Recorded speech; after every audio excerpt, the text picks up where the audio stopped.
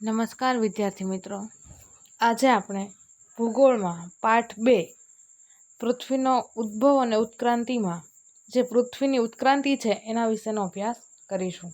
કે પૃથ્વીનો ઉદ્ભવ જોયો કે પૃથ્વીનો ઉદ્ભવ કઈ રીતે થયો છે. હવે આપણે સમજવું કે પૃથ્વીની ઉત્ક્રાંતિ કેવી રીતે થઈ. એમાં જોઈએ, પૃથ્વી આજે જે સ્વરૂપમાં જોવા મળે છે તે ભૂતકાળમાં ન હતી. પૃથ્વીનું વર્તમાન સ્વરૂપ તેના ક્રમિક વિકાસના અનેક યુગો પછી પ્રાપ્ત થયું છે. કે પહેલાંના સમયમાં જે જોવા મળતું હતું સ્વરૂપ એ અત્યારના સમય જેવું નહોતું. એમાં સમય પ્રમાણે પરિવર્તન આવ્યું છે, એટલે ક્રમિક વિકાસ થયો છે. પૃથ્વી તેના ઉદ્ભવ સમયે અતિશય તપ્ત વાયુના ગોળા સ્વરૂપે હતી. પૃથ્વી પ્રાચીન સમયમાં કેવી હતી? તો કે અતિશય તપ્ત વાયુનો જાણે ગોળો છે, ગરમ એક વાયુના ગોળા જેવી હતી. પૃથ્વી પરનું વાતાવરણ હાઇડ્રોજન અને હિલિયમ વાયુનું બનેલું હતું. પરંતુ આજે પૃથ્વી જળ અને જગતથી પણ સુશોભિત એક સુંદર જીવંત ગ્રહ છે. પૃથ્વી પહેલાં એક ગરમ ગોળા પ્રકારે હતી, પણ એની અંદરનું જે વાતાવરણ છે હાઇડ્રોજન અને હિલિયમ વાયુ છે એનું બનેલું છે. એના લીધે પૃથ્વી આજે જળ અને જીવજગતથી કેવી છે? તો કે એક સુંદર જીવંત ગ્રહ છે. પૃથ્વીના આ રૂપ પરિવર્તન માટે અનેક ઘટનાઓ અને અનેક પ્રક્રિયાઓ જવાબદાર છે. પૃથ્વી સપાટીના લગભગ 71% વિસ્તાર ઉપર જળરાશિ પથરાયેલી છે. વિદ્યાર્થી મિત્રો, એક માર્કમાં તમને પૂછાય કે પૃથ્વી પર જળ વિસ્તાર કેટલા ટકા છે? તો 71%. એટલે આને શું કહીએ છે? કે જલીય ગ્રહ પણ પૃથ્વીને બીજાના કયા નામે ઓળખાય છે? કે જલીય ગ્રહ તરીકે. પૃથ્વીની ચારે બાજુ વીંટળાઈને આવેલા હવાના આવરણને વાતાવરણ અને પૃથ્વી પરની વિશાળ જળરાશિને જલાવરણ કહે છે. જલાવરણ એટલે શું? તો કે પૃથ્વી પર રહેલી વિશાળ જળરાશિ અને પૃથ્વીની આજુબાજુ જે આવેલું હવાનું આવરણ એ વાતાવરણ. વાતાવરણમાં રહેલા ઓક્સિજન અને નાઇટ્રોજન વાયુઓ જીવસૃષ્ટિને જીવંત રાખે છે. આપણે જે જીવંત છીએ એના પાછળ કયા વાયુ જવાબદાર છે? તો ઓક્સિજન અને નાઇટ્રોજન. પૃથ્વી સપાટીનું ઘન આવરણ જે માટીના સ્તર કે ખડક સ્તરોનું બનેલું છે તેને કહેવાય છે મૃદાવરણ. મૃદાવરણની વ્યાખ્યા છે કે પૃથ્વી સપાટી છે એની ઉપર માટીના સ્તર કે ખડક જે છે એ ખડક સ્તરોનું બનેલું આવરણ એ મૃદાવરણ. મૃદાવરણ શું છે? એક ભૂકવચ. ભૂ એટલે જમીન, એના ઉપરનું જાણે કવચ છે. વાતાવરણ, જલાવરણ અને મૃદાવરણ આ ત્રણેય આવરણોમાં જુદી જુદી જીવસૃષ્ટિ અસ્તિત્વ ધરાવે છે. કારણ કે વાતાવરણની અંદર અલગ જીવે છે, જલાવરણ કે જળની અંદર, અને મૃદાવરણ એટલે કે જે ઉપરની સપાટી છે એની અંદરના જે જીવો છે એ અલગ જીવસૃષ્ટિ છે અને એનું અસ્તિત્વ પણ સમગ્ર અલગ છે. તો આ સમગ્ર જીવસૃષ્ટિ છે એને સાંકળતા આવરણને કહેવાય છે જીવાવરણ. વિદ્યાર્થી મિત્રો, અહીં આપણે વાતાવરણ, જલાવરણ, મૃદાવરણ અને જીવાવરણની સમજૂતી મેળવી છે. હવે આપણે એની અંદર જોઈએ કે મૃદાવરણ. તો આ મૃદાવરણ જે શબ્દ છે કે પૃથ્વી ઉપરનું ભૂકવચ, જે ખડક કે જે સ્તરનું બનેલું છે. તો મૃદાવરણની ઉત્ક્રાંતિ કેવી રીતે થઈ એમાં જોઈએ. મૃદાવરણ સરેરાશ 33 કિલોમીટરની જાડાઈ ધરાવે છે. પૃથ્વી ઉપરનું જે મૃદાવરણ છે એની જાડાઈ કેટલી છે? 33 કિમી. પૃથ્વીની ઘન સપાટીથી ભૂકેન્દ્ર તરફ જતા સામાન્ય રીતે દર 32 મીટરની ઊંડાઈએ 1 સેન્ટીગ્રેડ તાપમાન વધે છે. કે જેમ આપણે ઊંચાઈએ જઈએ, પૃથ્વીથી ઉપર જઈએ, એમ તાપમાન છે એ 1 સેન્ટીગ્રેડ વધે છે. પૃથ્વી સપાટીની નજીકના ભાગમાં પ્રસ્તર ખડકોનું પાતળું સ્તર છે. શેનું સ્તર છે? તો કે પ્રસ્તર ખડકોનું. તેના 2 વિભાગ છે. આ પ્રસ્તર ખડક છે એના કેટલા વિભાગ છે? 2. એમાં પહેલું એક ભૂકવચ અને બીજું ભૂરસ. અહીંયા ભૂકવચ અને ભૂરસ 2 વિભાગ પડે છે. જેનું નામ છે ભૂકવચ એટલે શિયાલ અને ભૂરસ એટલે સાઈમા. આ શિયાલ સ્તર છે એ ગ્રેનાઇટ ખડકોનું અને સાઈમા સ્તર બેસાલ્ટ ખડકોનું બનેલું છે. વિદ્યાર્થી મિત્રો, એક માર્કમાં તમને પૂછાય શિયાલ સ્તર શેનું બનેલું છે? તો ગ્રેનાઇટ ખડકોનું. અને સાઈમા સ્તર શેનું બનેલું છે? તો બેસાલ્ટ ખડકોનું. મૃદાવરણની નીચે આશરે 2880 કિલોમીટરની ઊંડાઈ સુધી મેન્ટલ કે મિશ્રાવરણ છે. કેટલી ઊંડાઈ? તો કે 2880. જે મૃદાવરણ છે એની ઊંડાઈએ મિશ્રાવરણ છે તેને આપણે શું કહીએ છીએ? ભૂરસ. ભૂરસ એટલે શું? તો કે મૃદાવરણની નીચે આશરે 2880 કિલોમીટરની ઊંડાઈ સુધી મેન્ટલ કે મિશ્રાવરણ આવેલું છે તેને ભૂરસ પણ કહે છે. મિશ્રાવરણથી પૃથ્વીના કેન્દ્ર સુધીનો વિસ્તાર ભૂગર્ભ કહેવાય. મિશ્રાવરણ એટલે શું? તો કે જે મૃદાવરણની અંદરનો ભાગ. આ મિશ્રાવરણથી લઈને પૃથ્વીનો જે કેન્દ્ર સુધીનો વિસ્તાર છે એને કહેવાય ભૂગર્ભ. તેને કેન્દ્રીય ધાતુપિંડ પણ કહે છે. ભૂગર્ભનું બીજું નામ શું છે? કેન્દ્રીય ધાતુપિંડ. જે પૃથ્વીનો કેન્દ્ર સુધીનો ભાગ છે એને કેન્દ્રીય ધાતુપિંડ કહેવાય. તેનો વ્યાસ કેટલો છે? તો કે 6020 કિલોમીટર. આ સ્તરની અંદર નિકલ અને લોખંડના ખનિજ દ્રવ્યો મુખ્ય હોવાથી તેને નીફે કહે છે. જે આ સ્તર છે એની અંદર નિકલ અને લોખંડ નામના ખનિજો મળે છે એટલે તે વચ્ચેનો ભાગ છે એને શું કહેવાય? નીફે. પૃથ્વીનું ગુરુત્વાકર્ષણ કે ચુંબકીય બળ આ ધાતુપિંડને આભારી છે. કે પૃથ્વીના પેટાળની અંદર ગુરુત્વાકર્ષણ જે બળ જોવા મળે છે, જે ચુંબકીય બળ પૃથ્વીમાં જોવા મળે છે એ આ નિકલ અને લોખંડ ધાતુ છે એના આધારે જોવા મળે છે. ભૂગર્ભમાં થતી ભૂસંચલન પ્રક્રિયા અને આંતરક્રિયાના પરિણામે ખંડ, મહાસાગર, પર્વત, ઉચ્ચ પ્રદેશ, ફાટખીણ, કિનારાના મેદાનો વગેરે ભૂમિ સ્વરૂપો રચાય છે. કે ભૂગર્ભ જે છે, જે પૃથ્વીનો પેટાળ ભાગ છે, વચ્ચેનો ભાગ છે, કેન્દ્ર ભાગ છે, એમાં ભૂસંચલનની પ્રક્રિયા થાય. એના લીધે ખંડ, મહાસાગર, પર્વત, ઉચ્ચ પ્રદેશ, ફાટખીણ, કિનારાના મેદાન આવા વગેરે ભૂમિ પરના વિવિધ સ્વરૂપો રચાતા હોય છે. હવે આપણે જોઈએ વાતાવરણ અને જલાવરણનો ઉદ્ભવ અને ઉત્ક્રાંતિ. કે આ વાતાવરણ જે છે પૃથ્વી ઉપરનું એ અને જલાવરણ એનો ઉદ્ભવ અને ઉત્ક્રાંતિ કઈ રીતે થઈ? એની મુખ્ય 3 અવસ્થા છે. પહેલી પ્રથમ અવસ્થા, બીજી દ્વિતીય અવસ્થા અને ત્રીજી છે એ તૃતીય અવસ્થા. એમાં જોઈએ પ્રથમ અવસ્થા. પૃથ્વી પરના પ્રારંભિક વાતાવરણમાં હાઇડ્રોજન અને હિલિયમ વાયુઓ વિશેષ પ્રમાણમાં હતા. પૃથ્વી પરના શરૂઆતના વાતાવરણમાં શું હતું? તો કે 2 વાયુઓ. કયા કયા? હાઇડ્રોજન અને હિલિયમ. સૂર્યના સૌર પવનોને કારણે પૃથ્વી પરના આદિકાલીન વાયુઓ દૂર થઈ ગયા.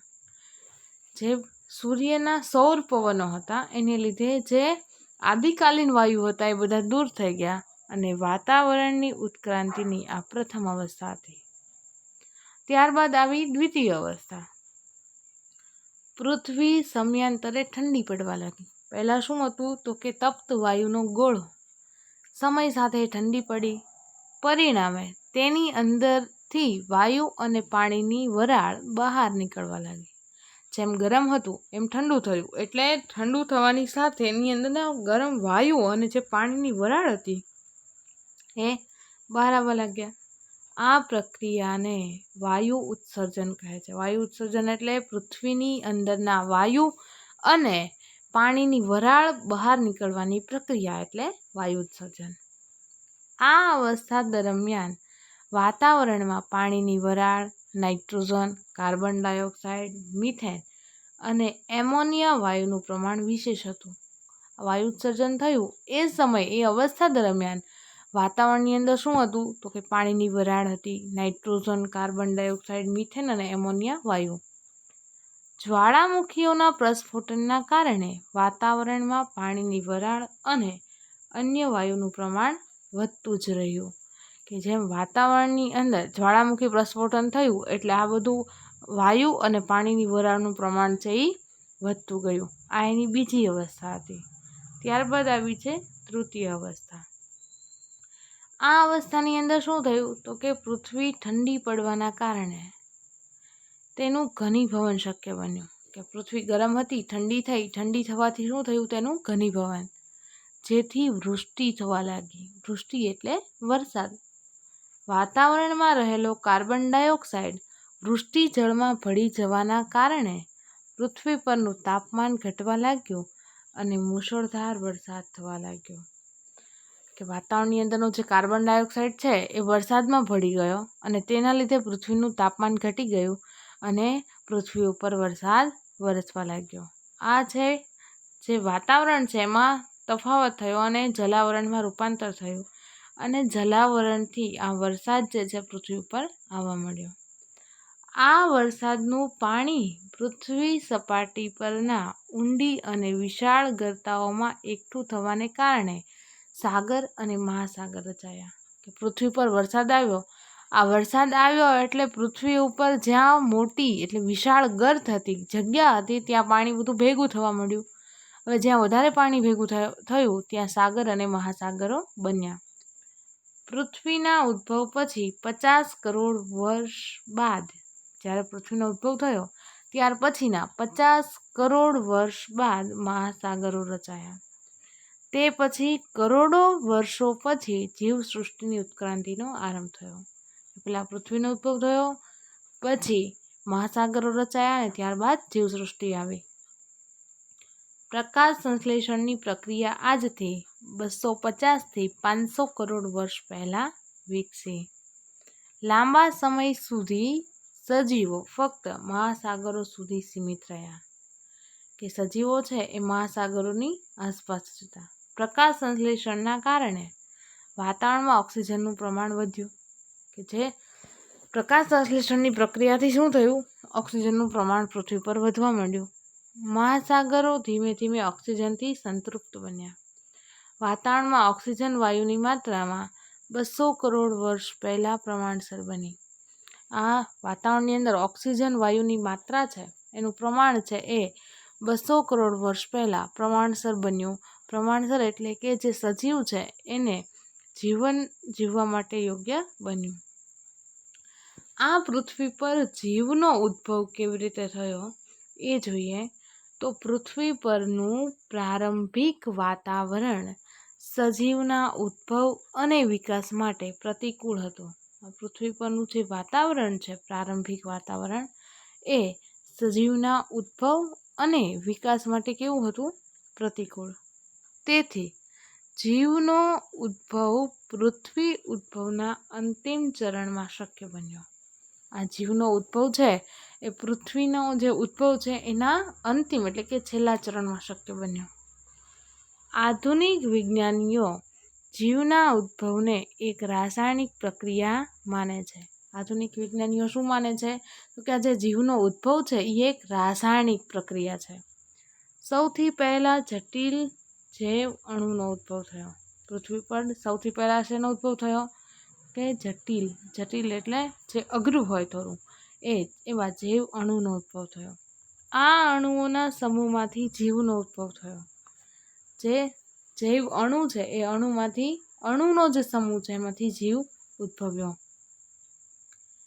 2,50,00,000,000થી 57 કરોડ વર્ષ દરમિયાન પૃથ્વી પર મહાસાગરોના પાણીમાં સૌથી પ્રથમ અતિ સૂક્ષ્મ જીવસૃષ્ટિનો પ્રારંભ થયો હશે. વિદ્યાર્થી મિત્રો, આ એક અનુમાન લગાવવામાં આવ્યું છે, ચોક્કસ વાત અહીં જણાવી નથી કે આટલા કરોડો અબજો વર્ષ પહેલાં કોઈ એક અતિ સૂક્ષ્મ જીવસૃષ્ટિનો પ્રારંભ થયો હશે. અને ક્યાં થયો હશે તો કે મહાસાગરના પાણીમાં. શરૂઆતના જીવો એક કોષના બનેલા અને અમીબા નામથી ઓળખાયા. અમીબા જે છે એ સૂક્ષ્મ જીવ છે અને અમીબા છે એ એક કોષી સજીવ છે. કે સૌથી પહેલાં આ અમીબા બન્યું હશે એવું આપણે માનીએ. આ અતિ સૂક્ષ્મ જીવો હાડકા વગરના લોચા જેવા હતા. એક કોષી સજીવ હતા એટલે એને કોઈ હાડકું ને એવું કંઈ નહોતું. એ કેવા હતા તો કે એ હાડકા વગરના લોચા જેવા.